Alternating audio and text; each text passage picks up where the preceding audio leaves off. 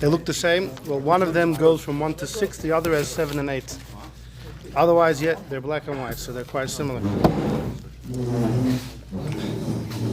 Exactly a year ago, Thursday night. Well, last year, Chukas and Bolok were separate. On Bolok, we had a shir all about Bilam, who Bilam was, who Bilam is, and explaining many stories of his life. That was fascinating. But on Chukas, we had a shir about the Meimah River, the waters of strife, which is a prime subject in the Parsha of Chukas. In the 40th year, right after Miriam passes away, the Yidden lose the well, they're thirsty for water. Moshe is told by the abolish to take his stick and to speak to the rock.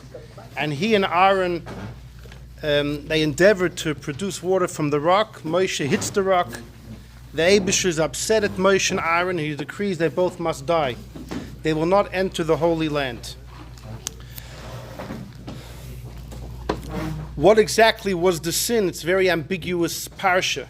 So last year we saw maybe 10 different approaches by all the different mefarshim and philosophers and commentators exactly what the sin was. The Rambam says it was Moshe was angry.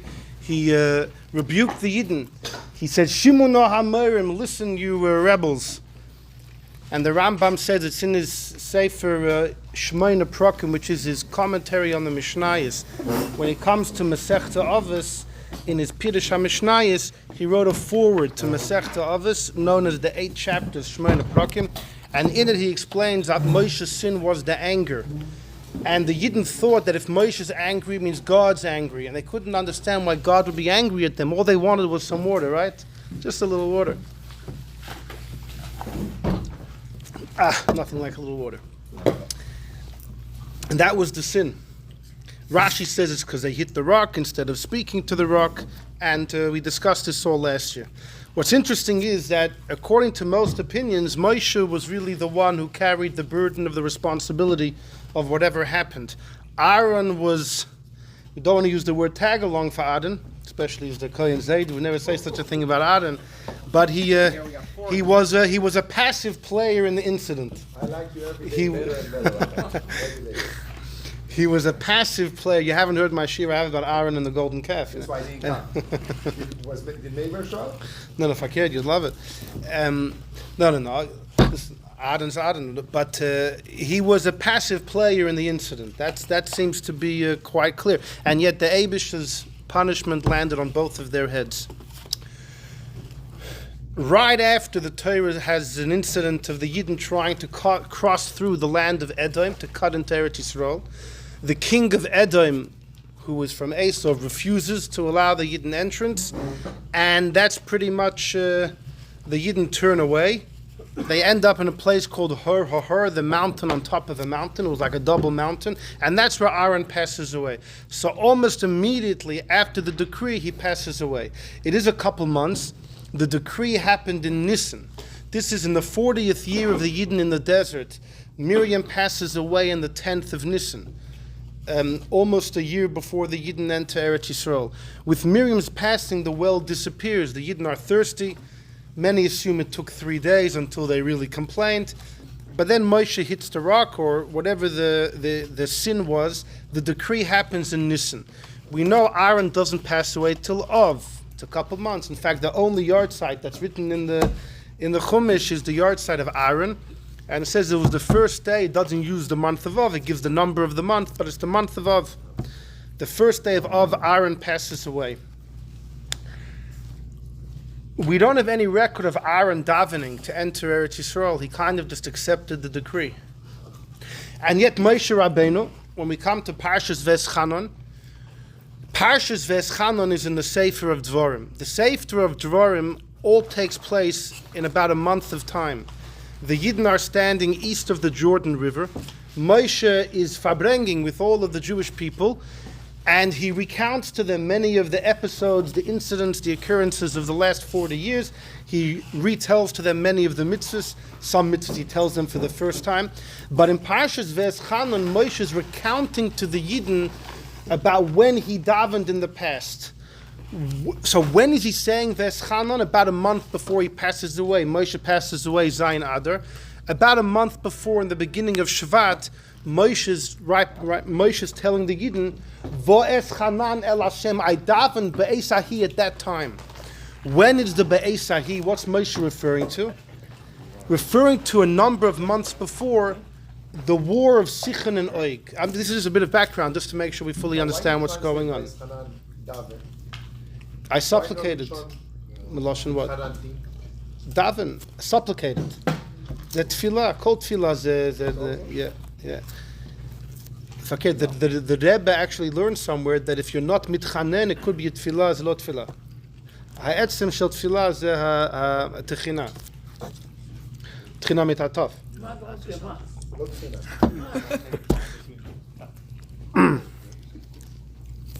So let us get this clear. In Parshas Eschanan, Moshe is telling the Yidden before they enter Eretz Yisrael that a couple months ago I daven big time. V'eschanan I daven Hashem be'esahi. When's be'esahi? What's he referring to? He's referring to the war that he fought against Sichon and Oig. When did he fight those wars? In this week's Parsha in Chukas. They happened in the month of Elul. So Miriam passes away in Nisan. The decree on Moshe and Aharon is a couple days later. Aaron passes away Rosh Chodesh Av. In the end of this week's parsha, we have the war of Sichon and Oig. They happen in Elul Tishrei. Different opinions in the Midrashim exactly what date. And then Moshe's davening. And when it comes Shvat, Moshe starts his big Fabrengen, which is the Sefer of Dvorim. And that goes on for about a month until he passes away on the 7th of Adar. So, and we know Moshe Rabbeinu davened 515 times, the Gematria of Eschanan. And he davened that when did he daven? After the war of Sichon and Oig. The war of Sichon and Oig is how Chukas ends. In Chukas, it doesn't say anywhere that Moshe davened. In the actual, when the story happens, it says nothing. When Moshe recounts it to us, he reveals to us, by the way, Veschanan al Hashem beisahi. When we had those wars in Chukas, after we won those wars in Elul and Tishrei, a month or two after my brother died, I davened. And Moshe davens and davens and davens and davens, and Hashem says, no, no, no, until Hashem says, Rav Loch, don't say, that's it. And there's many interpretations in Rav Loch. The Balaturim says one of them is Hashem told Moshe, until now, whatever you asked, you got. You think you're on top of the world. Now I want to teach you Rav Loch, you have a master. There's someone on top of you, and I'm not going to acquiesce to your request. And so the shail is Moshe davens his heart out. Aaron never davens. Aaron never asked to go to Eretz Yisrael. Isn't that a strange thing? Isn't that a strange thing? What?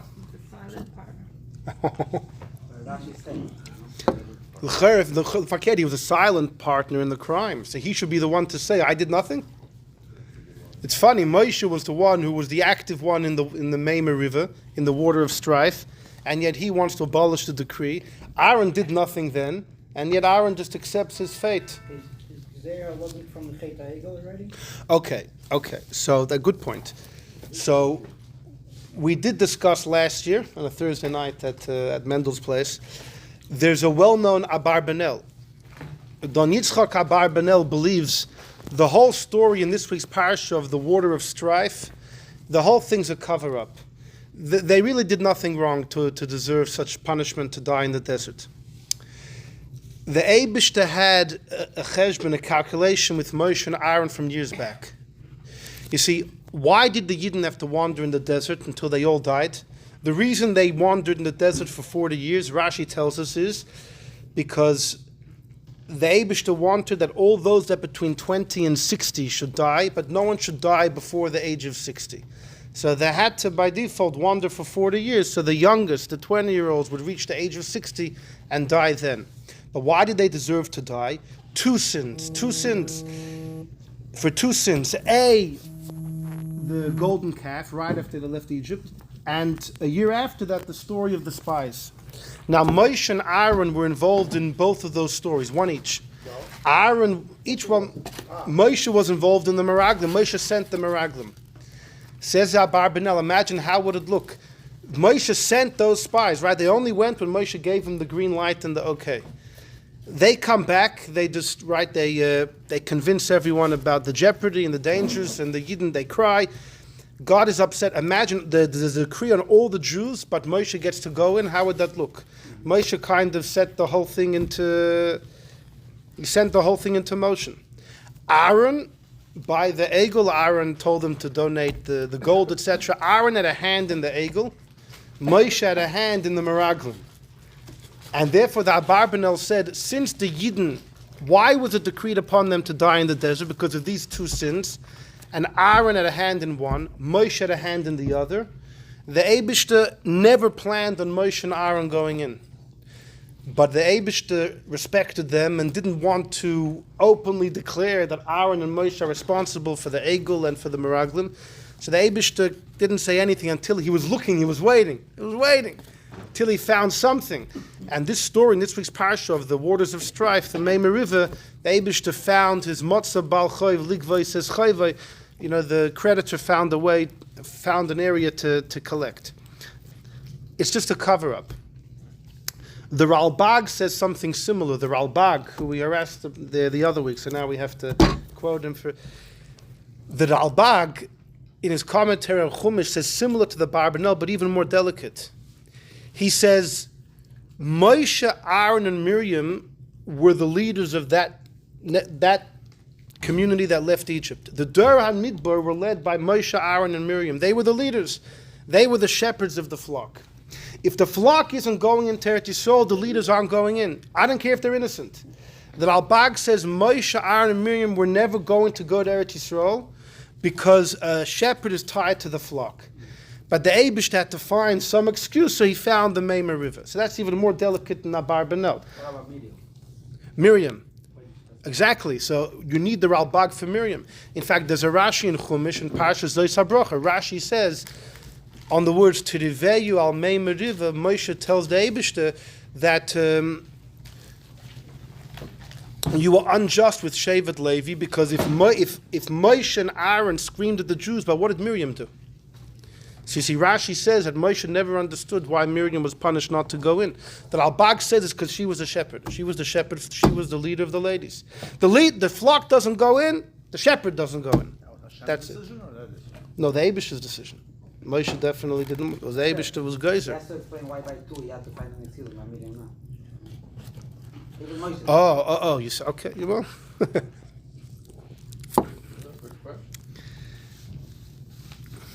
But what? I don't understand.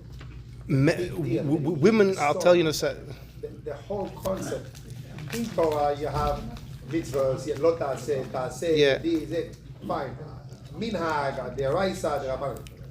You don't even speak to the stone. He hit the stone. There is no. He didn't went against. He went against God. Hashem said, "Dibartem el asela." Speak to the rock. Hashem didn't say don't hit him.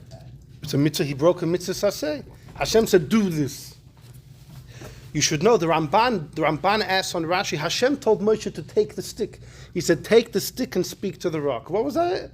No, Hashem was setting him up. The whole concept that if Moshe Rabbeinu would have gone to Eretz Israel, Mashiach would have to come. Yeah. So the whole. That's like the Ralbag. The Eibishter already planned from day one that Moshe is not going in. So there's no kircha. She's really going back to the About same. Okay. If Well. If Moshe hit the stone, I got you. Okay. Okay, well, listen, that's you're right. According to most opinions, Moshe maybe would have gone in. There's another issue. Rashi writes in the end of Parshas Shmois, the Eibishter already decreed on Moshe way back when. When Moshe told Hashem, Lama harayos salam hazeh, so Hashem said, Atosira, now you're going to see what I do to Paroi. Rashi quotes there, now you'll see what I do to Paroi. You're not going to see what happens in Eretz Yisrael. So all the Mefarshim already ask, Hashem already made the decree, Moshe knew about it, what was this whole thing? But that's for next year, at least something for next year. Anyhow, but as far as your question, the reason that Moshe wanted to go to Eretz Yisrael was why? The Gemara says in Sotah, you think he wanted to eat the fruits of Eretz Yisrael? He wanted to fulfill the mitzvahs which are totally on the land. Okay, women don't have portion in Eretz Yisrael. So it was never really an issue, Did Miriam have a desire to go to Eretz Yisrael? Who knows? It's the issue was on the men, so the Eibush had to find an excuse for the men. In addition, Miriam was she was the leader of the ladies, but ultimately she was under the authority of her brothers. We move on. Okay, that's just a bit of so the shaila is Moshe davens his heart out. Aaron doesn't daven. Why? It says that only after the word of Sichon. Okay, so you're already starting an answer. Good. Okay, good. So let's see. We're going to see at least 5 approaches. We'll see some fascinating stuff. Let's start with number 1. Number 1 is just a description of the death of Adam. Number 1 and 2 are both taken from the Yalkut Shimoni, which is a medrash compiled about 800 years ago from Reb Shimon of Frankfurt, but he's quoting from earlier sources. Number 1 is from what he writes in Parshas Chukas. Number 2 is what he writes in Parshas Maseh. It's an incredible description, so we're going to read it. Number 1, Hashem tells Moshe Rabbeinu, do me a favor. Tell Aaron that he's going to die. I'm embarrassed to tell him. So here's the difference. Moshe was told about his death by God. Aaron never heard it from Hashem. Aaron was never told by the Eibishter. He was told through a middleman, Moshe. And you see, Hashem told Moshe, I'm embarrassed to tell Aaron straight. You tell him for me. So Rav Huna says, in the name of Tamcha, what did Moshe do? So Moshe is thinking, how's he going to break the news, right? How do you break the... Hishkim b'shachris, he wakes up in the morning, and he went to Aaron, and he says, Aaron. So Aaron comes out.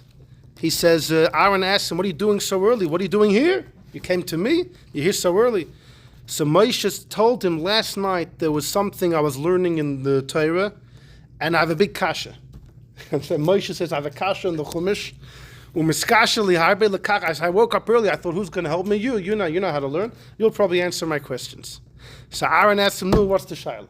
Aaron should have said, if you don't know, as if I'll know? No, he said, no, okay, what's the question? So Moshe says, I don't remember what it was. I don't remember what the question was. But I remember it was in Sefer Bereshis. So Moshe says, Have Yosef, bring it, bring the Bereshis he had from the back room.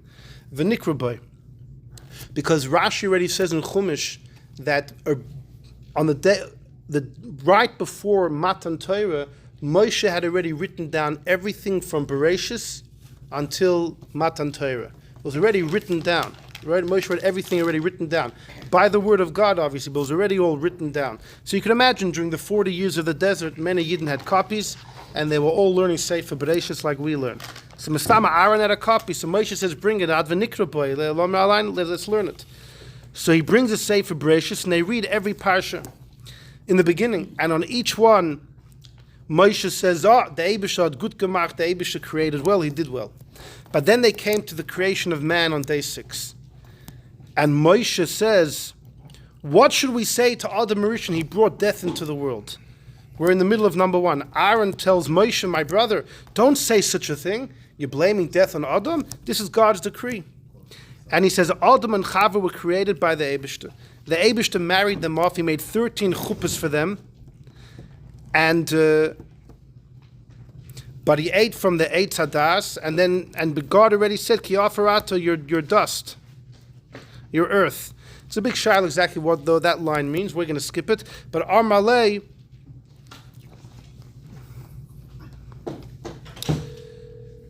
so Aaron says, and after all the praise they had, nonetheless they had to die.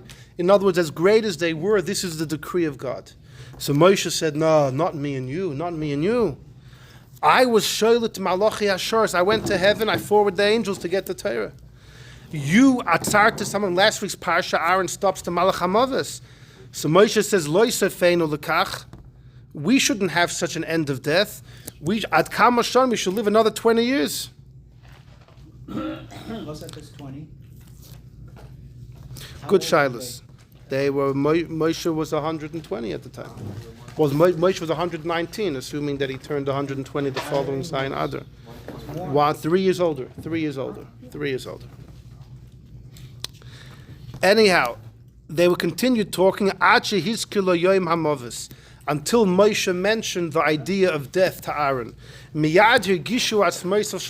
of a sudden, Aaron began to shake, and he realized that this was just a message that his time has come. And he asked Moshe, Shema b'shvili hu hadavar, was this discussion all relevant for me? Moshe said, yeah.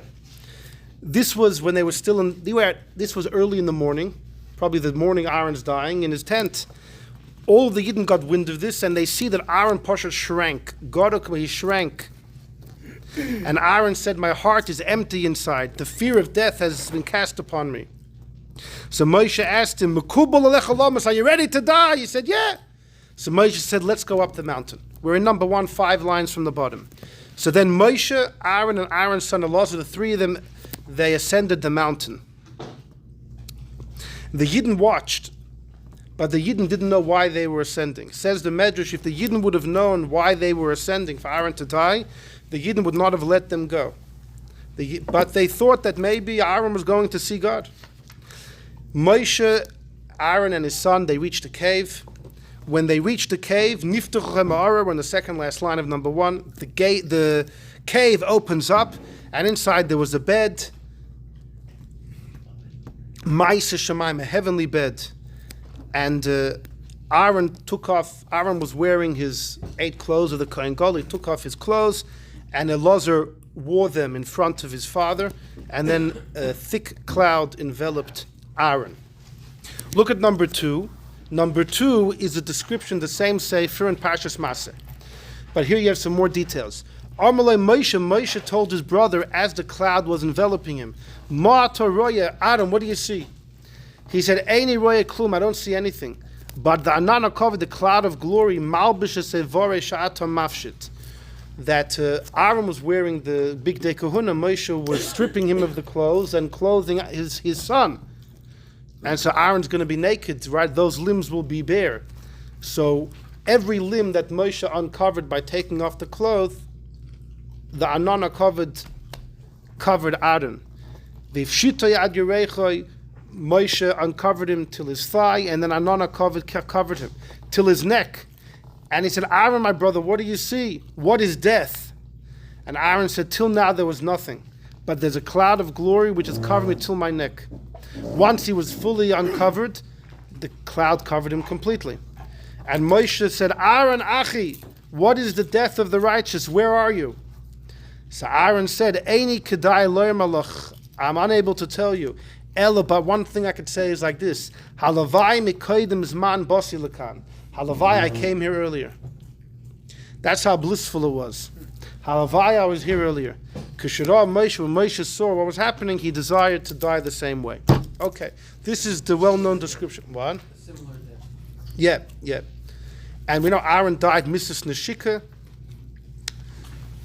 Moshe and Elazar were in the cave when Aaron died. Elazar's a Kohen. How could it be in the same cave? There's tumas oil. The death of Moshe, according to many, was a Kohen as well. How could they be in the same cave? So we'll see about that. We'll see about that soon. So Akaponim, this is a description of Aaron's death, and you see that once Aaron was there, he said, "Halavai, I was here before."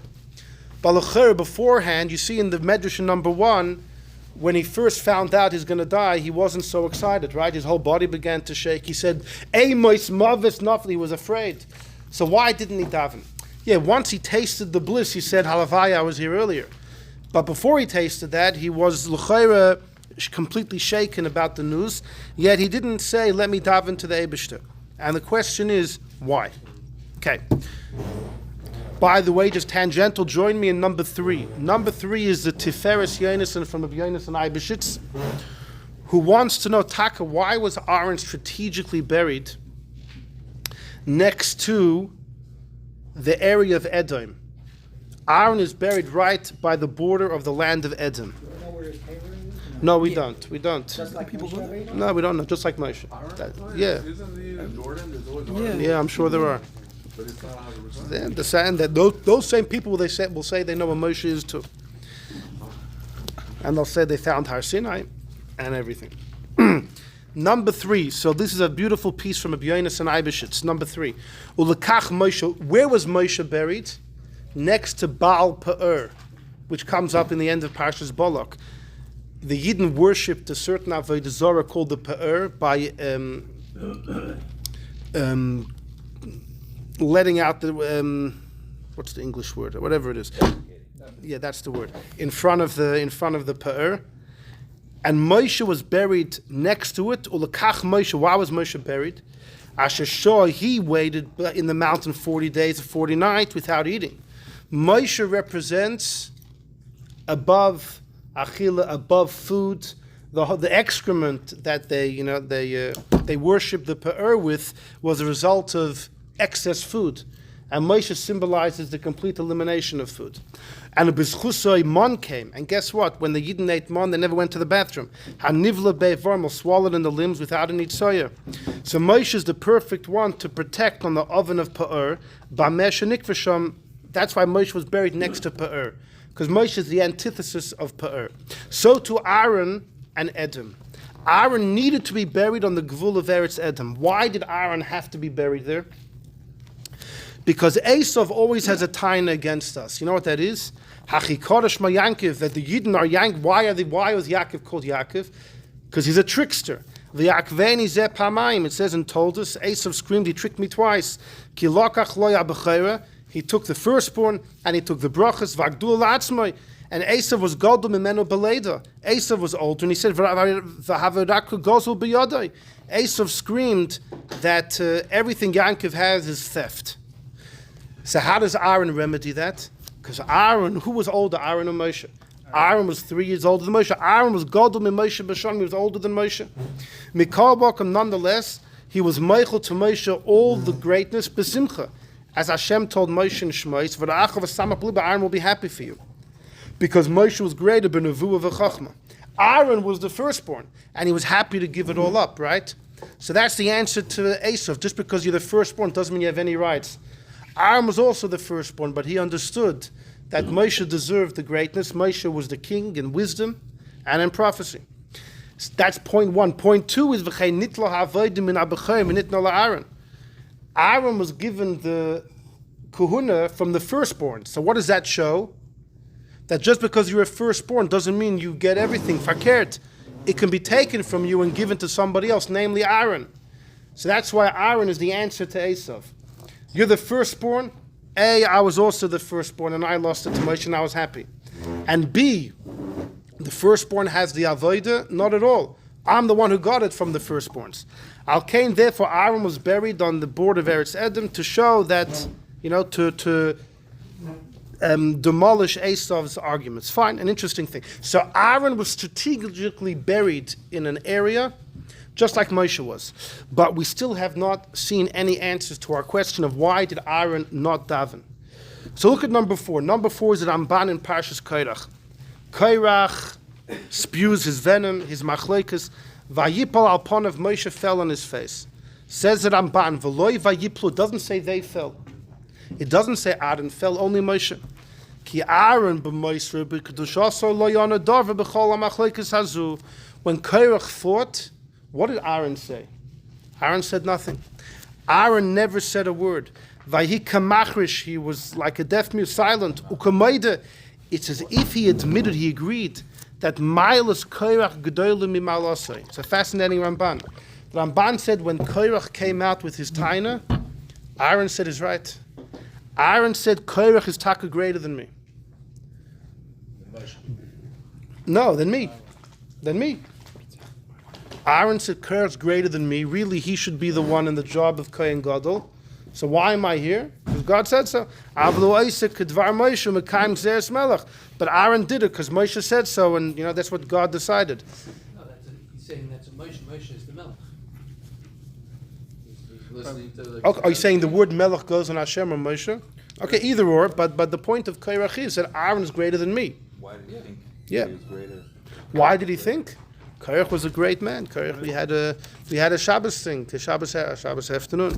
Yeah, we had Kairach was. Aaron was humble. Aaron was exceedingly humble. But it also says that because Aaron was known to be the one to make peace between husband and wife, Kairach and Kairach's wife, because Kairach's wife was the one that instigated the whole thing. Yes. So she was like, go to Moshe, because there was a question between Aaron and Moshe, and they stayed away from Aaron because they didn't feel comfortable. He was always a nice guy.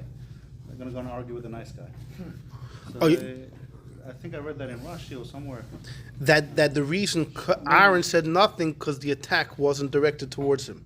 Right, they didn't. They could Okay, have. that's another option. But the Ramban says that Aaron definitely could have said something, but he chose to remain silent because he agreed that Korach was taka right, as if he agreed that Korach's taka greater.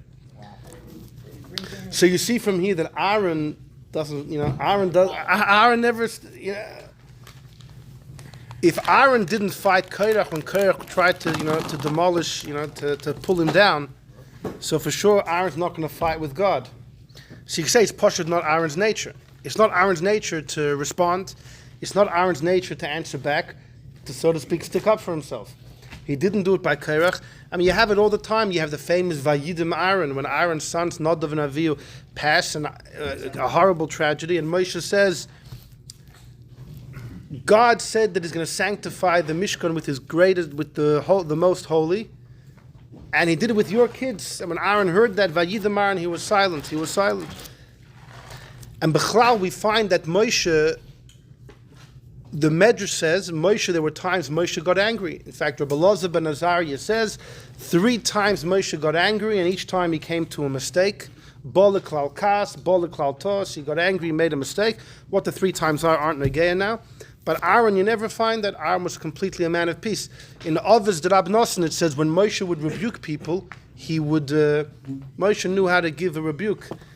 Aaron would never tell anybody off. If Aaron knew that someone was, playing around under the table, he would encounter the fellow and give him a shalom aleichem, give him a big smile, give him attention, And then the guy would walk off, and that night the guy's about to sin. He thinks to himself, tomorrow I'm going to see Aaron again. And Aaron's going to give me a hug and treat me like a king, and I can't do this. And that's what it says in Avos D'Rab Nosson, the difference of Aaron and Moshe. So Pashut, Moshe had a much more Gevura Dika side. What? He was pretty delicate in Yalkut Shmoni. The way he approached his brother. Yeah, no. He said, you know what, your time to die. But if Hashem was embarrassed, then he learned from he took Right, the sign. You can't just go straight up. You have to, if Hashem is embarrassed, then it means, how much more so? How am I going to tell Aaron? Now, maybe to say it in more delicate words, Moshe had a certain streak of Gevura inside of him, especially going back to the old shir we have about the painting, right? That Moshe had a Yetzer Hara in his early life, and then he vanquished it. Moshe had a streak of Gevura in him, and whereas Aaron seemed to be kulei chesed. So you could partially answer simply, very balabatish, that why did Moshe storm the heavens and Aaron didn't? The makeup of their souls completely different. Completely different. How the difference of a Kohen and a Levi, right? The Kohenim are men of peace. The Levim were the ones that sing. They make noise. The Levim are Gvura. What? Right, but he felt Taka Korach is more suitable. Why did he feel that? Yeah, but the reason Out of humility. He up is not because he felt it, he had Kabbalah Sel. That's it. Same thing when he ran against the Malchamos. No. The Kabbalah Sol is why he felt that he should continue being a Kohen. But why didn't he speak up against Korach? Because he had Kabbalah Sel. Why? Doing it only. Huh? What's the Kabbalah Sel? That's whatever Moshe says. That's what he Moshe says. was wondering why he was didn't do actually anything. the chaos kind of was, in a way, Yeah, but he wanted to bring Moshe's love defending and Aaron regarding So in a way- being the Kohen Gadol. But Aaron is not saying he deserves to be Kohen Gadol because Moshe said so. That's it. Period. Oh, you're saying the Ace is... But the Vort. It's the same thing that happened. Okay, well, but the Ramban definitely says that the Ramban didn't have to. He says clearly that Korach, in Aaron's eyes, was taka worthy for the job. Yeah. The fact that Aaron felt that shows in his tremendous humility. Tremendous humility. No question, but that isn't why he didn't speak up. He didn't speak up because he's being. No, he says Vayi kamach v'shu kameida. He didn't speak up against him because he felt taka. Faket, if he had Kabbalah Sol, then he should have spoken up. Right, exactly. Fine. There is a difference between being humble with Hashem. What? There's a difference between being sensible to people and with Hashem. But with some people, it's like, okay, you say, okay, but Hashem is always mitzvah to daven. Like, it's not a right. It's also mitzvah makabel gzeiros of Hashem. I'm just saying that it's not. Is there an obligation if you hear from the Eibishter that he has a decree against you? You have an obligation to daven. When did It's not a raya from the fact that. There was a gzar din over here. There was a gzar din by the Mei Meriva. Hashem made a gzar din. It's a mitzvah to daven against a gzar din. We'll see soon if you could even daven against it, if it's even effective. Okay, let's get going. So what are the answers? What are some of the answers over here? So, first answer comes from the Sefer Tanchumois Keil. Moshe already passed on the decree as opposed to Hashem's telling Moshe, you can fight it out. That's you're saying because since Aaron didn't hear from the Eibishter, yeah, that's what I mentioned. Aaron never heard it from God, so it's almost like It's done. exactly. Had the Eibishter told him, he could respond. But the fact that the Eibishter sent it, through a messenger means that through the post, it is what it is. There's a sefer. What? Can't fight City Hall. There's a sefer called Tanchumois Keil. It was written by a Sfardische Gadol about 500 years ago, in the early 1500s. His name was Yitzchak ben Moshe, and I don't know how to pronounce his last name, like Aruyu or something. But he was one of the great students in the famous yeshiva in Salonika. The Rosh Yeshiva was Rabbi Yosef Taitachak, who was, he fled Spain in 1492 and he made his way to Greece and Salonika and opened up a world-class yeshiva, and many of the greatest poskim of the 1500s learned there. The Alshich learned there, some said Rabbi Yosef Kaida learned there, many people learned there, and the Tanchumois Keil was one of the students in that yeshiva, and he wrote this incredible sefer. And in it he says the following: what happens in Gan Eden? You experience godliness. Whatever you can experience in Gan Eden, Moshe already experienced here. Aaron didn't. Aaron knew there's more for him to gain in Gan Eden than to stick around here. So when Aaron heard it's time to go, maybe he wouldn't have opted for that, he wouldn't have asked for it, but once that was the decree, he's not going to fight it because he sees the benefit. There's a benefit. To Moshe Rabbeinu, there was no benefit. Moshe has no benefit.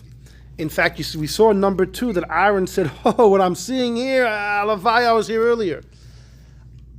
For Aaron, it was a much greater bliss, and for every tzaddik, it's like that, not for Moshe. Does that mean that Moshe was like living in heaven? Exactly, that's exactly what it means. While he was on earth? Yeah. Did Moshe ever argue with Hashem, like his case of going to Eretz Yisrael? 515 times he davened. The gematria of Eschanan, yeah. That's why the contrast. Moshe davened. In fact, many people make a cheshbon of how do you get to 515. Not to get into the details, but from after the war of Sichon and Oig, if you count from there till Zayin Adar, 3 tefillas every day, depending on exactly if you daven on Shabbos, if you count Musaf, and exactly when the war of Sichon and Oig took place, you can get to 515. Moshe stormed the heavens for months, and yet Aaron, So it was only like what? Nothing. 8 months before? one, It was only 8 months before? yeah, Aaron passes away of Moshe's the next Adar, half a year later. Could be he davened on all the notes. Okay. He never said his story. We don't find it recorded anywhere. Fine. So that's answer number 1 from the Tanchumois Keil. A fascinating thing that Moshe had nothing to go to heaven for. In fact, if you look in the Medrash Rabbah on Zois HaBrocha, on the end of Chumash, Zois HaBrocha, there's an incredible piece in the Medrash Rabbah, a very long piece. It's a heartbreaking piece. And it discusses there a whole conversation between Moshe and Hashem. And Moshe is begging the Eibishter not to die. I want to stay. I want to go to Eretz Yisrael. And Hashem says, no, it's time to go. And Moshe begs, if you have to bury my body, let my spirit go in. Let my spirit enter the body of a bird. Let me just go to Eretz Yisrael. And Hashem promises Moshe, it's recorded clear in the Medrash, that I'll take you to heaven, to the highest places of the Kisei HaKavod, the chair of glory. And Moshe said, not interested. Moshe said, I know some malachim of yours that came from the chair of glory, and they came down to the earth, and they became completely corrupt. So I see what goes on in the Kisei HaKavod. I'm not interested. And Moshe begged and begged and begged to go to Eretz Yisrael. He even fought off the Malach HaMavos, so the Eibush himself had to come and just snuff out his soul. And the whole story is recorded in the Medrash Rabbah. But you see clearly from Moshe that he felt he has nothing to gain in Gan Eden. If he said that about, I know what goes on by the Kisei HaKavod, because Azor and Azor, whatever, those angels. So you see that the pshat of the Tanchumas Kel seems to be, you have the Medrash here that shows how Aaron definitely desired what was going to be in Gan Eden. You have the Medrash Rabbah that says Moshe had no interest to go to Gan Eden. So there you have the answer. That's answer number one. Okay. If he has to go, he wants to go that way. The whole reason why I don't like that is because he liked it. No. The Misa was the Neshika, it was the beauty. The Medrash brings us that after Aaron said, I wanted to be here before. Yeah, so Moshe, okay, so Moshe realized, wow, if it's so good, then I want to die this way too, if I have to die. And he has it in this world also. If Aaron said that, I wish I was here earlier, so Moshe says, wow, if it's so good, then if I have to die, I want to go through the same path. No, that's a I'd rather not spiritual die. I'd rather not die. Dying in that way is a spiritual experience that he didn't have in Gan Eden or anywhere. Oh, that's what you're asking. You're asking he didn't have it? I'm saying he didn't have it, so he wanted it. Moshe No, wanted no, that oh. experience. He said it. No, who said that Moshe They're didn't all have Moshe, it? Aaron. So I could say the same shot. Moshe saw that Aaron's experience was unbelievable. It was the best way to die. It doesn't mean Moshe never had that on his own The already. experience of dying Moshe never had because he never died. He doesn't want it. He doesn't. But it's a beautiful experience. So he wanted it. Maybe Moshe's living with God maybe was greater than dying with God. Once you die, you want to die with God. Beneshika. That's Right? a one-time experience. That's The it. Gemara says in Bride, there's hundreds and hundreds of ways to die, and the shikha is the best way. But Moshe would rather have lived with God. Rather live. Either way. No, this kasha is a good one. Why does he want to die? That's the way he wanted to go. No, Moshe, if I have to go, I want to go that way. He doesn't want to go at all, though. Doesn't say that he wants to die. It That's says what that the Medrash Rabbah says, and then there's a bracha. And that's what the Tanchumas Kel wants to say. That's why Moshe davened 515 times. He didn't want to go. Hold on, wait. He's agreeing. He's not saying he wants to. Moshe definitely davened 515 times, right? Not to die, right? No, when it's time. When he dies, if he dies, When he then dies, he wants to go that way. Say the same thing. Okay. What was the reason Moshe didn't want to die? No, he's saying that he's saying something else. He's saying Moshe wanted to push off. He wanted to go to Israel, live a little bit there, and ultimately die. No, that's not what he's saying. No, that's what he's saying. No, he's That is saying- what he's saying. If he's gonna die. So how about let him say what he's saying? I thought you were saying that All I'm saying is the he two. saw a beautiful experience of death. So he wants that when itself in is a 20 spiritual years. experience that he never had. And never had it in Gan Eden because it can't exist. Right, yeah. So when he saw that tremendous experience, he said, Okay, fine. So If he's gonna die. If he's gonna die. Moshe want to go to no, so he's saying he he wants to davened. have that Not that he same wants it. experience. He davened. No, hold on. But then he davened so many times just to go in, but he still wanted to die ben Ashika. No, but then that's going to raise problems. He was working for Hashem. It was unlimited. No, because the question is, then why didn't Aaron die? Aaron should have died to go to Yisrael, do the mitzvahs, and then die. According to the Tanchumas Kel, we still have a bit of a hole over here. See, Aaron didn't didn't daven because he was happy to die. He'll die a little later. Let him go. Why didn't he push to go to Yisrael and die in a couple of years? Right, but I don't think that it Because he desired that. Aaron knew that there was something to desire at that point. So if Moshe knew that as well, why would he have davened to go to Eretz Yisrael? Must be that he didn't need it at all. Yeah. Right. It's probably exactly what you just said, that Moshe wasn't thinking about dying. He wanted to get to Eretz Yisrael. He wanted to serve Hashem. So And Aaron? Hashem, it's very possible he went into Eretz Yisrael, he would have brought Mashiach. I mean, Yeah, was, that's what he was, meant. He was a machine. Yeah, and Aaron. Aaron wasn't, meaning, Going to Eretz Yisrael wasn't. like you said, Aaron never asked for it. So he was just an Oived. You know, different type of Oived. It was in the Beis Hamikdash. Say Moshe had a universal dream, Yeah, had he a had goal. universal, he was ready to. Moshe was a leader, but Aaron was also a leader. That's why we said Everything was over. he was Roshei B'nai Yisrael. What? Moshe went to Eretz Yisrael, game over. Aaron- Okay, so that's just another simple answer. Aaron was not interested to go. Moshe wanted to go to bring Mashiach. But the Gemara in Saita says Moshe wanted to go to do the mitzvahs of Eretz Yisrael. So according to that Gemara, what about Aaron? Okay, so let's move on. Let's oh boy. Okay. So there's a sefer called Toldus Yitzchak. The Toldus Yitzchak is Rabbi Yitzchak Kaira, the uncle of Rabbi Yosef Kaira, the author of the Shulchan Aruch. Rabbi Yosef Kaira was born in Spain in 1488, and then with his family, they exited Spain in 1492. They went to Portugal for a couple of years until the decree in 1497 was set in Portugal. And then the family went to Turkey, and Rabbi Yitzchak Kader, who's Rabbi Yosef's uncle, was a big guy in Turkey, and he wrote a sefer called Toldos Yitzchak, beautiful sefer on Chumash, and he asked our kasha. He says, why didn't Aaron daven? Why didn't Aaron daven? He gives two answers. One answer he gives is, why did Moshe want to go? He wanted to fulfill all the mitzvahs that you do in Eretz Yisrael. Who receives all those gifts? Who gets the truma? Who gets the challah? Who gets the shearings? Who gets all these things? The kohen. So Aaron thinks to himself, if I daven to go to Eretz Yisrael, what's it going to look like? Moshe is davening to go to Eretz Yisrael to do the mitzvahs. If I'm davening for the mitzvahs, it means I'm davening for wealth.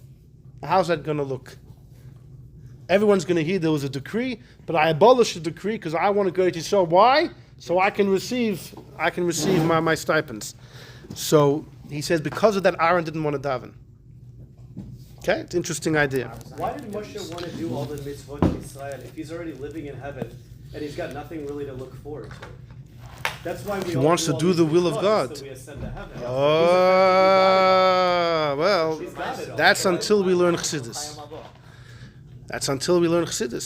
But it says in Pirkei Avos already, don't be like a servant that serves his master for the sake of the reward, rather for the service itself. Right. It says in Pirkei Avos as well, right? Shah achas, one shah of tshuva and good deeds in this world is better than the entire world to come. In Chassidus it's explained just simply that the revelations in Gan Eden are all from the limited light of God. But when you perform the will of God, you connect to his infinite. And that's what Moshe wanted. Fine. So, fine, that's another answer. Okay, it's an interesting answer. All right. Moshe's a Levi. Well, that's the word. Yeah, I know. I did. Yes, I did. Good. You're catching my words. Very good. You're catching me on my words. It's a debate in Masechtas Zvachim.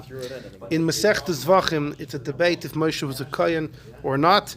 For this answer, we're going to assume. Now, the truth is, even according to the opinions, Moshe was a Kohen, but Pashtus, had he gone to Eretz Yisrael, he wouldn't have gotten Truma. He's Kohen for some things, not for other things. Some things you need Bnei Aaron, the children of Aaron. Fine.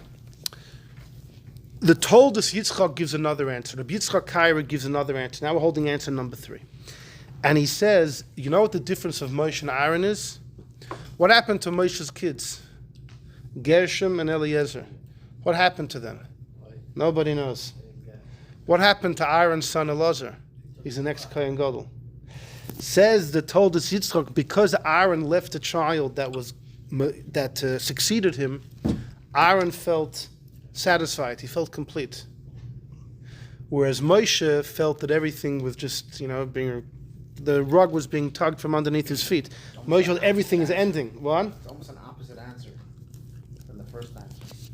Like in motive. Yeah. In a way. Yeah. So that's what he says. All he says is, I don't have his words over here, but his words are, since Aaron had a son Elazar who succeeded him, he was Mamala his Mokum, so therefore Aaron felt, he felt complacent. He doesn't really explain. I want to explain with the following. Look at number 6. Number 6, this is from Rabbi Yosef Engel in his Gilyonei Hashas. So now we're just going to explain a little bit the third answer. We're not going to go too long. Then we're going to have the 4th and the 5th, and then we'll be done. What? Rabbi Yosef Engel was a great Torah genius in the times of the Rebbe Rashab. He was about 2 years older than the Rebbe Rashab, and he passed away in the same year, about 1920. Rabbi Teitelbaum's father used to stroll in the Yana with Rabbi Yosef Engel. Wow. His father? When he was a bocher, yeah. Yosef Engel passed away in 1920. So, Rabbi Yosef Engel was an incredible gun. I mention that every time I mention his name. And the Rebbe was a big fan of his learning. Yosef Engel wrote tremendous Sfarim. He has a sefer called Gevuras Shmoinim, which is 1 kasha and 80 answers. And some of the answers are 10-page pulpulim until he forks out another answer. His students said, You don't think that he came, for one question. What's the question? I'm gonna sit here all night. What did they He has call another one called Shivim Ponim L'Torah for another question, 70 answers. But the student said, don't think that he came up with 80 answers, so he called it Gevurah Shmonim. No, he came up with the title. And he came up with 80 answers, you know. If he would have said Ben Meir Ve'eshim, would come up with 120 answers. He was just an incredible mind. Anyhow, Gilyonei Ashas is his footnotes that he wrote on his Gemara. And this is on the Gemara in Baba Basra. The Gemara in Baba Basra says the difference of David versus Yoav. David sheniach ben, David left over a son. Nemra by Shchiva. By David it says Vayishkav, he was laid to rest. By Yoav it said Misad, he died. Says the Gemara why? Because Yoav lo yeniach ben, Yoav did not leave a child, therefore it says that he died. Hold on, but David had a child. The Gemara then changes and says that Yoav also had sons as well. Yoav had sons too, Taka, but it wasn't Kamaisai. If you don't leave a ben Kamaisai, then you don't really live on, and therefore there's Misa. David left his son Shlomo. Shlomo was a great man, mamash like David, and therefore by David there's no Misa. That's what the Gemara says. Whoever leaves a child like him, it's like the father never passes away. So says Rabbi Yosef Engel, Nichtiv b'tzidai, we're in the second line of number 6, was written on the side of his Gemara. Pirush means like this. If you leave a child, ein choshev misa, there's no death to the father. Raki'ilu hu ma'atzmai b'chaim, it's as if the father himself is alive. The father lives on through the child. Acharei, since sheyesh hatulda shaloi, since his offspring is here, it's as if the father lives on in the offspring. V'dugmasa avodah zarah daf lamed aleph amud aleph, that the Kori Ale, the Gemara says, somebody said, I think it was about Bar Kapara. This is a pasuk from Kehelis. Makom sheyipol la'etz sham yuhu. Where the tree falls, that's where it'll be. What's the great wisdom of Shlomo HaMelech in Kehelis? Where a tzaddik passes away, he remains there. He remains there forever. So Frek the Gemara, Sham Yuhu, what do you mean the tzaddik is still there? I thought he passed away. So you think Mamash is there?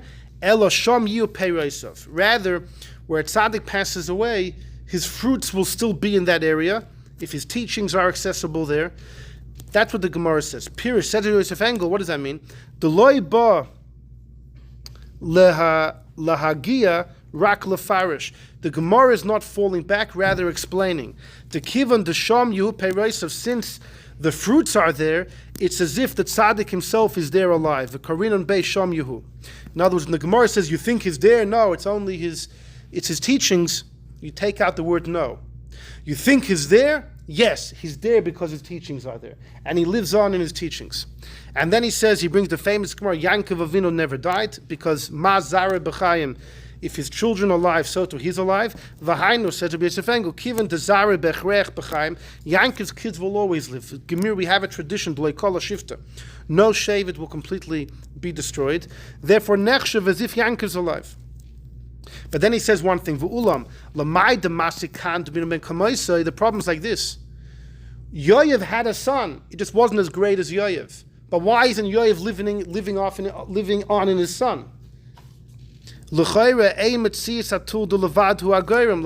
not enough just to have a kid.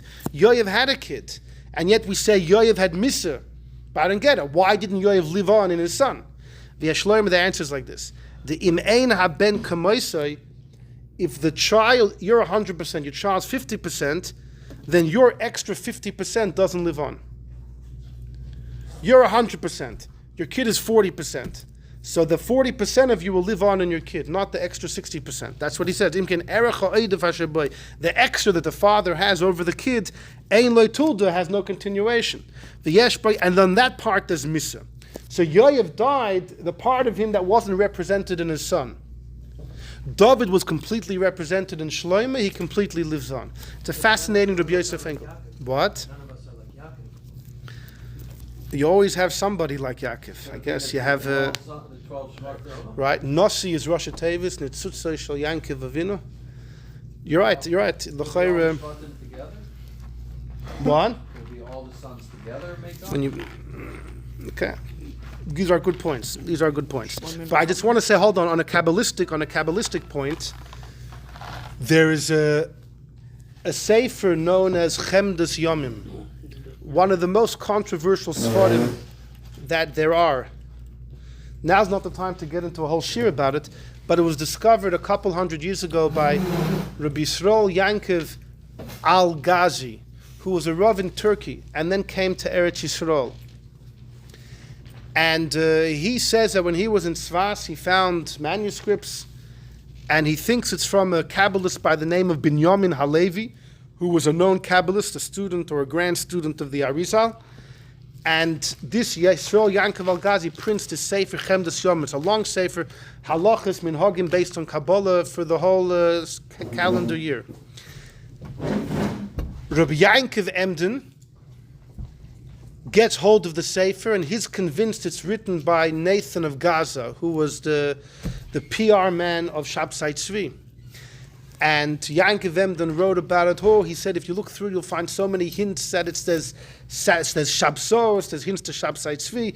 It's written by Nathan of Gaza, known as Nosan Ho'azosi, and it's forbidden to look in and destroy it, etc., etc. And for the last 300 years, there's been a major conflict in Yiddish circles about what's the story with this Sefer. Some believe Yisrael Yankov Al-Ghazi wrote it himself, and he just said it was from Binyamin Halevi. Others say no, Yisrael Yankov Al-Ghazi was a well-known Rav in Eretz Yisrael. He was the Rebbe of the Chidah. He was a big man. There's no reason not to trust him. Like, why shouldn't we trust him? And then you have those that believe that it was written by Nathan of Gaza, Yankov Emden chiefly amongst them. And then you had in some Chassidic circles as well. Some Chassidic circles, they would never look at the book. And then you had other Chassidic circles that embraced the book. Even by the Baal Shem Tov, there's different stories. But there's one story the Baal Shem Tov told one of his students who had just brought in the Sefer Chemdes Yomim that there's a book of Kfir on your table. And the guy went and threw it off the table. That is one story. Anyhow, there's lots of mystery and traditions and legends. Since then? Baal Shem- since Yeah, well, Yisrael Yankov Al-Ghazi in the early 1700s produces the Sefer. Baal Shem Tov passes away in 1760. So it's printed. I mean, first, Avadia Yosef has a tshuva, and he says, for sure you should read it, even by the Sfardish Gedolim. The Ben Ish Chai, there's so many debates, is he pro or against, but I'll tell you, Reb Chaim Falaji, one of the greatest Sfardish minds 150 years ago in Turkey, he has a long piece where he speaks about the greatness of the Sefer. And he says, anyone who learns the Sefer, you become frumer. So that, he said, that's the proof's in the pudding. If it brings you closer to God, he said, the end of anyone that reads the Sefer, they become frumer, more God-fearing, more careful in Yiddishkeit. And then he says, I know people say it was written by one of Shabsai Tzvi's men. He says, no, Rabbi Akiva also thought that Bar Kochva was Mashiach. So he says, so the guy thought Shabsai Tzvi was Mashiach. It doesn't have to invalidate the whole Sefer. A fascinating, anyhow. There's a lot. The Alter Rebbe quotes it in one place, just the Rosh Hashanah, in a Kuntras Aharon. The Rebbe, there's different legends of what the Rebbe definitely said that you shouldn't quote it publicly, because since there's such a controversy about the Sefer, there's no reason to quote something for it. You're just stirring the pot. In fact, there were times where the Rebbe wanted to quote certain minhagim, and the only source was Chemdes Yom. The Rebbe said, don't quote it. Don't write the Sefer. Because it's just going to stir the pot. It's just going to stir the pot. Yeah. Really? Yeah. Right. But there's a lot to talk about, but in the Sefer Chemdes Yom it says the following. First of all, a huge chunk of the Sefer is quoting from the Arizal. I mean, listen, those that support the Sefer say, look, just read the Sefer. It's like a regular Kabbalah Sefer. There's like nothing wrong with it. Yet Yankov Emden says every page is dripping. It's oozing with Sabbatianism, with Shabsoros. It's oozing with it. He was also against Yiddish, so, And the Ramchal and everything, yeah. Saying, let's go with him. He's probably pro the Sefer. So, in Chemdes Yom it says like this. The Gemara says in Brachas, if somebody eats food without making a bracha, it quotes a pasuk which says you steal from your parents. It's like you steal from your father and your mother. And he asks, what does that mean if you eat without a bracha, you're stealing from your parents? And he says like this, when a person passes away, the neshama goes to Gan Eden, part of their soul lives on in their children. When you make a bracha on something, the bracha, like the Baal Shem Tov says, it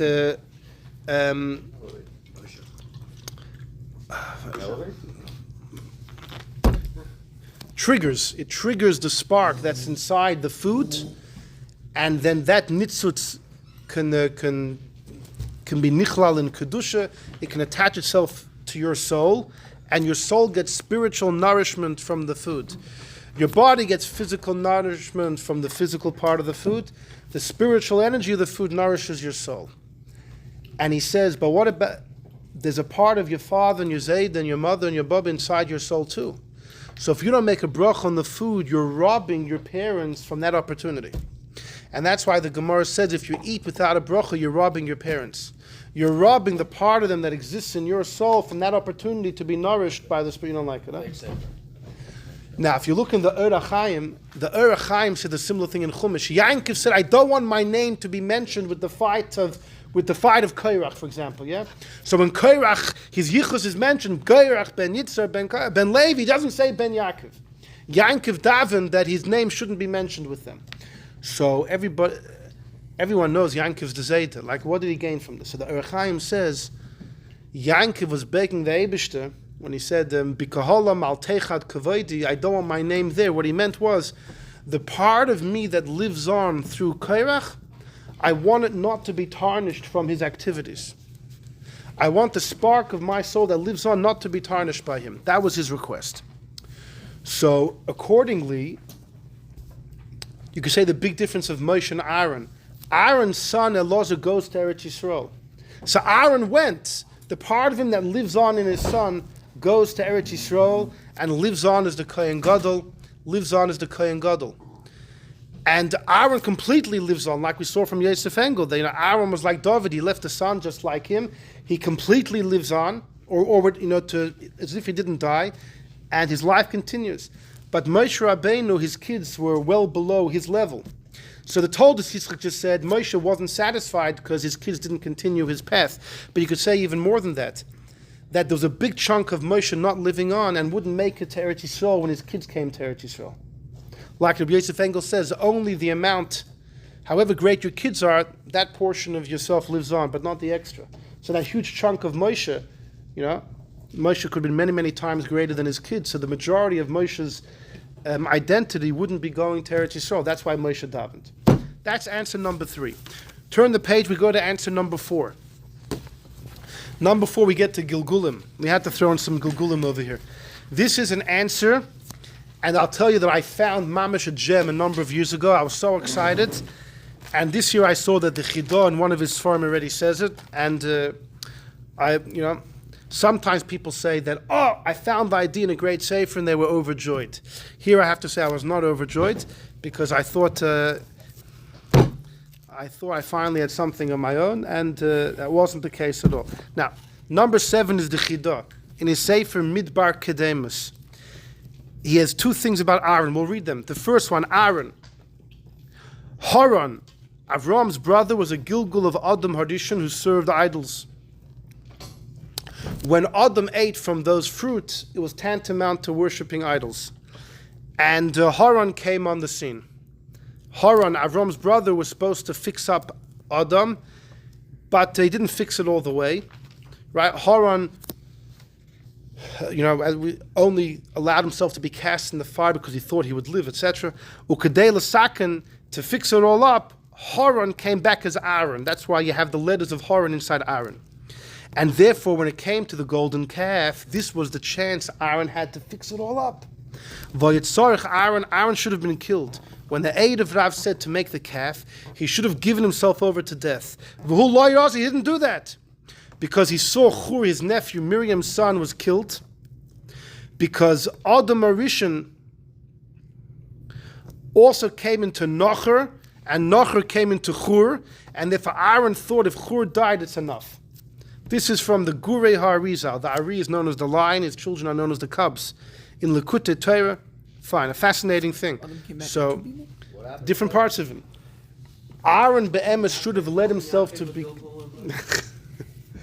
and Avram as well. Ha'adam ha'gadol ba'anokim. Aaron should have allowed himself to be killed instead of. Aaron went with the crowd. Let's get gold. Let's chuck it in the fire. Aaron should have stood up and protested. He should have died. That would have been the tikkun. But Aaron thought Hur already died and they'd already fixed up the issue. But Aaron was mistaken. And therefore Aaron had to come back. Who did Aaron come back as? So look at the next line. Aaron himself, Nisgalgul be'eli, the Kohen Eli, who gave the bracha for Shmuel to be born. Uba'avan Avodah Zarah, because the Avodah Zarah sin was still there, and Aaron had more of it with the golden calf. Your chayiv skila, you had to be stoned, and Eli Taka died. There's a story, Lochem Vatishavim Mefraktoi Vayipom Akise, when Eli heard that a war with the Plishtim, that the Aaron had been captured, he fell off his chair, broke his neck. That was the skila that Aaron was supposed to get, and maybe even Adam, going back to Adam's sin. Then he came back as Ezra. And then it was all fixed. Who says this? The Ramaz. Reb Moshe Zakuta was a leading Kabbalist in Italy in the 1600s. Ba'goas Shem and Sasan in the name of the Arizal. The cost of Shom HaRamaz. The Ramaz says, now we have another answer to our Shaila. Shekibel, that he has a tradition. Dolochein loy nispal Aaron. You know why Aaron didn't daven to go to Eretz Yisrael? Because he knew that one day he's going to go, when he's Ezra. The Vorat is, Moshe Rabbeinu's soul never came back. Now the truth is, Alter Rebbe ben Mamorim quotes from the Arizal. That the Arizal was a spark of Moshe's soul. But apparently, I don't know, that was a small spark or something. But, no, it was a Rambam. No. But the Arizal had a spark of Moshe's soul. That's what the Alter Rebbe says. On the other hand, we have these traditions that Moshe Rabbeinu's soul never came back. So maybe the majority of his soul never came back. It was only a nitzutz. But either way, what the Ramaz is saying, the Chidah quotes this in a number of his Sfarim, and he says that Moshe knew, I ain't coming back. If it's not now, it's never. So Moshe wanted to storm the heavens. Yeah, this is it. Aaron's like, I won't go today. I'll go tomorrow. My soul's coming back down. In the times of Ezra. So what was the big mitzvah that I found? Aaron passes away Rosh Chodesh Av. What day did Ezra make it to Eretz Yisrael? Ezra, 5 years into the second Beis Hamikdash, 5 years into the second Beis Hamikdash, Ezra finally makes it from Bavel to Eretz Yisrael. And it says in Sefer Ezra, he made it on Rosh Chodesh Av. It was incredible. The Yumamish see that Ezra continued where Aaron left off. Aaron passes away Rosh Chodesh Av. Ezra makes it to Eretz Yisrael Rosh Chodesh Av. Yumamish, from the dates, you see how he continued where Aaron left off. So Mamish is beautiful. That Aaron didn't daven to go in. I don't have to break the heavens. Now I'm going to go in. As Ezra was his soul. Anyways, I saw the Chidah in his Sefer Choymes Anach. You see, the Chidah here quotes his Sefer Pnei David, but he has a Sefer called Choymes Anach. And in his Sefer Choymes Anach, he actually writes this clearly. That's why Ezra made it to Eretz Yisrael in Rosh Chodesh Av, to represent the fact that he was picking up where Aaron left off. And Aaron knew that. And therefore Aaron felt it wasn't necessary to daven. That's answer number. Eli was already in Eretz Yisrael. He was a Gilgal of Aaron. Eli Sichel lived in there. Oh, you say. They went quick. Okay, so first of all, that's not from the Ramaz. The thing we saw before. I'm sorry, no. Yeah. No. It is, yes.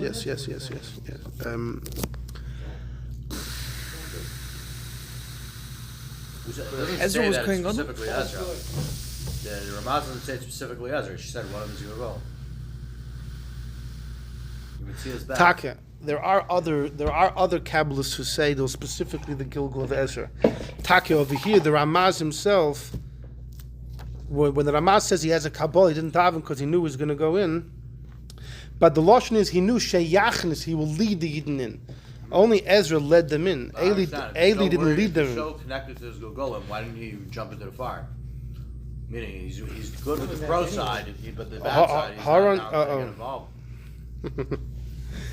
Anyway, but as far as also had a spark of Moshe Rabbeinu because he was the leader of the generation. correct, but the lashon here is that it could be that Aaron. There's two inyanim of going in. One is to go in as an individual. One is to go in as a leader.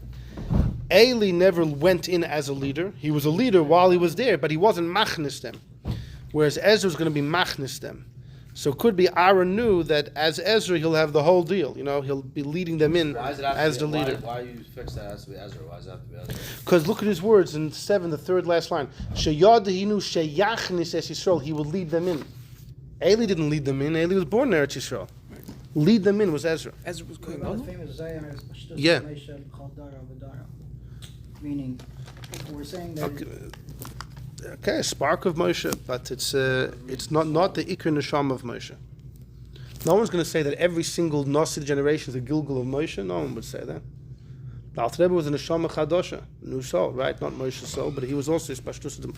It's not the same thing. This Pashtus of Moshe doesn't mean that it's actually the Gilgal of Moshe's soul. Okay, now we come to number 8. Number 8 is the fifth answer, and this is from Reb Velvel of Brisk, the Griz.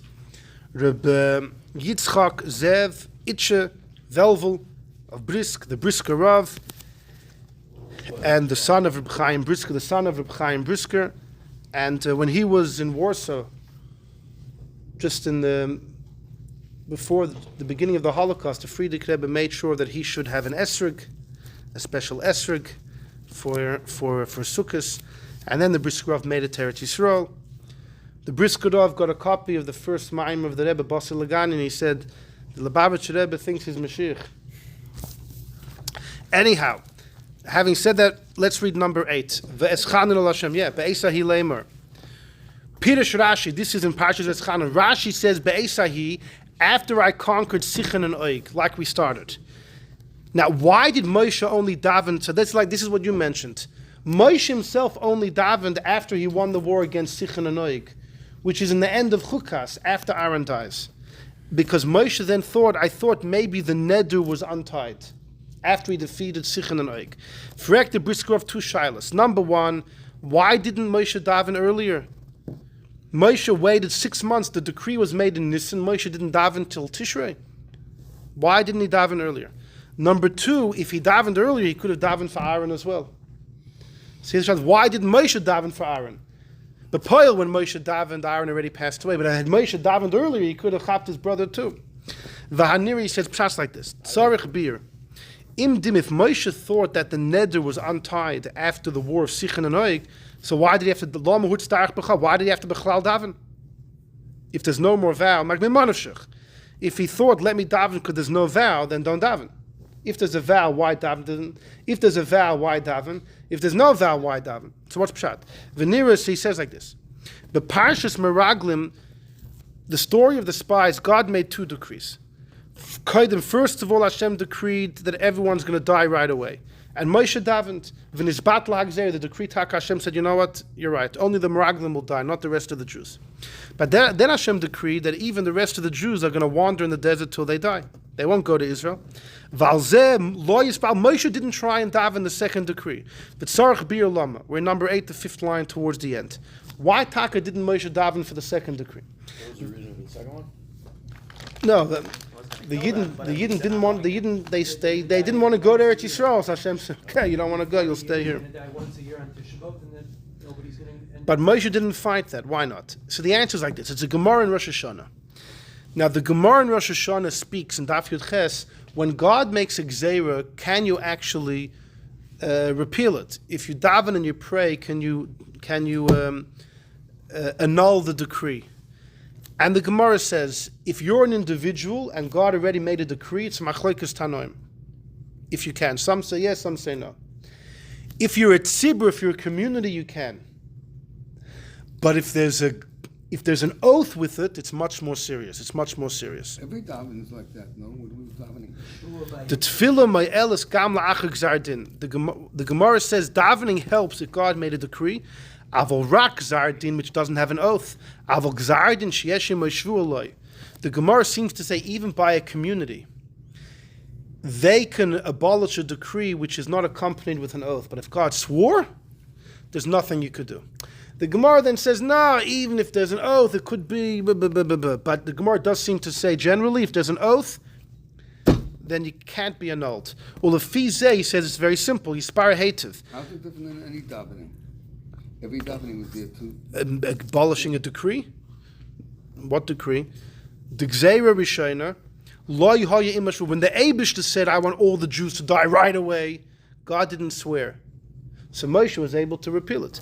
Avo b'Gzeira Hashni, Hashem says, V'ulam chayoni, vayikatze vayishava. When Moshe repeats it in Dvorim, it says God swore. And in Tilim it says, Asher nishpati v'yapi. Like we sing it, right? It's really the saddest part of the davening. Asher nishbati, I swore with my anger. If the Yidden, Mikivan, there was a Shavua in the second Gzeira, the Tefillah wouldn't help. That's why Moshe didn't daven. So the Griz is saying it's very simple. The first decree was just a decree. You could annul it. The second was accompanied with an oath. Moshe didn't daven because you can't break the oath. Well, the Fiza, now you understand the difference of Moshe and Aaron. According to you said that the Gemara itself says that it's not that simple? Correct. Yes, I did say it's not that simple. The Gemara brings a debate that by a Yochid, can the Yochid break the Gzar Din? The question is, when Moshe davened of the first Gzeira, were the Yidden davening with him or Moshe was alone? If Moshe was alone and he broke it, that would prove that a Yochid could break just a Gzar Din. If the Yidden davened with him, it wouldn't prove anything. However, though Moshe was a king, what? Are all without an oath. Right, no, but they said there's a machlokes tanoim if a Yochid could break it without an oath. But you see, Moshe did. So for Moshe's a melech. The Rebbe often quotes a letter of the Rashba who says a king is halachically like a community. And we had a shir the other week on a Sunday, right? If Moshe is halachically a king or not. If Moshe was a king, and according to the Rashba is considered the community, so then he could break the first Gzeira. He could break because everyone agrees a community could break Stam Gzeira. Everyone holds that no? The Gemara seems to say that because the Gemara says even a community can't break if there's a Shavua, but then it says if you have Torah and Ma'asim Tovim, it could be you can minimize it. I don't know. You could check up the Gemara. The conclusion is not so clear. But says the Brisker, it's very simple. When God made the decree against Moshe, it was with an oath. It says, we're number 8, the fourth last line. Moshe tells the Jews, God swore, Levilti Arvi, I shouldn't pass the Jordan. Levilti Bayal Aretz. That means the Eibusha made a decree against Moshe and Aaron, and the decree was with a Shavua, with an oath. Second time. No. That's about the Jews as a whole. No, now we're talking, that was just parentheses. Now we're going back to Moshe and Aaron. God made one decree. The decree had an oath. Therefore, no one's going to daven. Even if Moshe is halachically a community, because he's a king and a king is like a tzibur, the Gemara seems to say that once there's an oath, all bets are off. You can't do anything. Therefore, no one davened. And Aaron died. In the end of Chukas, Moshe defeats Sichon and Oig. And what does he think? Rashi says, he thought the neder was off. You know what Rashi means? The oath was off, not the decree. V'rak b'shosha, he conquered Sichon and Oig. Dimma, Moshe thought, now Sichon and Oig are living where? Transjordan. According to many poskim, Ever al-Yarden is halachically Eretz Yisrael for certain mitzvahs. According to many, you fulfill the mitzvah of living in Eretz Yisrael if you live there. So Moshe is like, how am I here? How did God bring me? How did I just defeat Sichon and Oig? And now I'm right. I'm in the area of Eretz Yisrael. I'm in the outskirts of Eretz Yisrael. Apparently, the Eibishter removed his vow. What remained is only a decree. But Yochid can annul a decree, or at least Moshe, because he's a king. Dima Moshe Rabbeinu thought the neder was untied. But he knew the Gzeira wasn't bottled, therefore he had to daven. But he thought he could daven. Avol Koidim, but earlier on, before the war of Sichon and Oig, when they were still far from Eretz Yisrael, Moshe didn't daven, not for him, not for Aaron. Aaron didn't daven, because at that point the Gzeira still had the oath and Tefillah wouldn't help. But once he conquered Sichon and Oig, Moshe thought the neder was off. And the neder is the same as the Shvuah, so what... Exactly. So he thought the neder, which is another word for Shvuah, is off. All that's left is a Gzar Din, so I can daven. The 2.5 Shvatim are not Eretz Yisrael? Well, that's why they were punished, right? By the Golos of the 10 tribes. Reuven, Gad, and half of Manasseh were the first ones to go. Aver Layard and Eretz Yisrael, for some things it's considered Eretz Yisrael, for some things not. And yeah, so these are 5 answers to the question. Answer number 1 was the Tanchumas Kale, that Moshe didn't want to go to Gan Eden. He had nothing, he didn't lose anything. He already experienced everything here. But Aharon was happy to go. Number 2 was Aharon didn't want to daven and go to Israel. Everyone would know that he was interested in receiving his Kahanic gifts. Answer number 3 was that Aharon had his son Elazar. He lived on completely through his son. His son went to Eretz Yisrael. It's like he went. Whereas Moshe, how much of him lived on? Only the amount equal to his kids. But the vast majority of Moshe's identity would never make it to Eretz Yisrael. So therefore he davened. Then we saw the 4th answer of the Gilgulim, that Itaka went in with Ezra. And then we have the answer of the Briskerov, which you kind of touched upon in the beginning of this year, that in the beginning, originally it was a Gzar Din with an oath, can't be budged. Moshe didn't daven, Aharon didn't daven, but at the end of Chukas, when the Yidden defeat Sichon and Oig, and Moshe was already in the outskirts of Eretz Yisrael, he thought the oath was off. All that remains is a decree, a Gzar Din, and that you can annul. What? If he counted himself, so he also went inside along, so he doesn't need to ask. Okay, so the Gemara in Saita says, why did Moshe want to enter Eretz Yisrael? Why doesn't it say to do the mitzvah of living in Eretz Yisrael? Because he had it already. That he had already. But there are certain things he didn't have. First of all, by Bikurim, there's a big shaila of Bikurim applies. Also, according to some, Aver Layarden only became Eretz Yisrael after the Yidden entered Eretz Yisrael. That's why they had to go in. So Moshe was he was in and not in at the same time. He was in a place that one day would be Eretz Yisrael. Right. That's why Moshe thought that maybe Only when they conquered did they. Because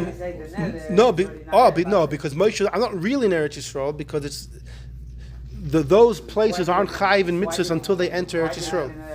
Because Papoil is in a place that one day will be. So. No, he's definitely not chanara. The mitzvahs don't start till the Yidden make it Eretz Yisrael proper, and then this becomes. You're asking what? The Shavuot should be on, but not the Gzeira? No, if the what are you Shavuot asking? is not on, then the Gzeira also could be that it's on. But it could be it's still on, so he has to daven.